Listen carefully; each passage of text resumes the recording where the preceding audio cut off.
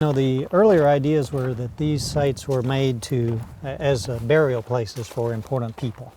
And the fact that we have these astronomical alignments sort of broadens the scope of how we think about these sites, that it's much more than just a place to bury the dead.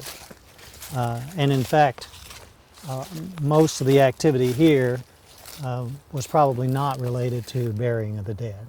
How did they calculate all of this astronomical stuff? Well, line of sight would be the way this would be. Where we're situated here, we're on the east edge of the White River Valley. So we have to the west, the valley drops away, and we're up on the edge of that. So from here, with the trees out of the way, or in the wintertime, you can actually track the sun as it's setting every day. And the sun then, of course, moves back and forth between the winter solstice in the south to the summer solstice in the north. The embankment is constructed as an artificial horizon, so that your view from the inside of the enclosure is marked by this.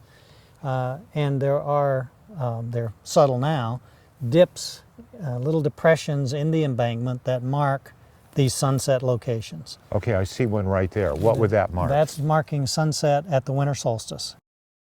And immediately beyond there, there's a small circular enclosure out in the woods that the sun sets right through the middle of at the winter solstice.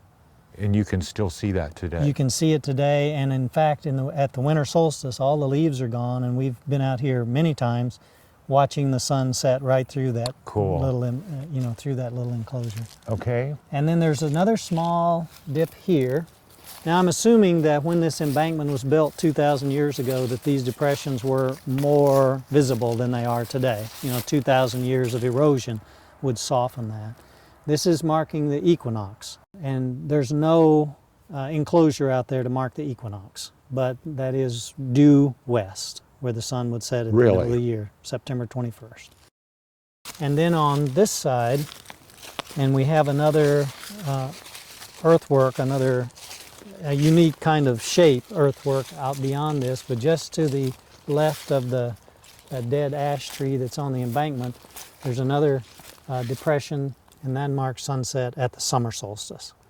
So in essence, we have the whole sunset for the whole solar year bracketed right here.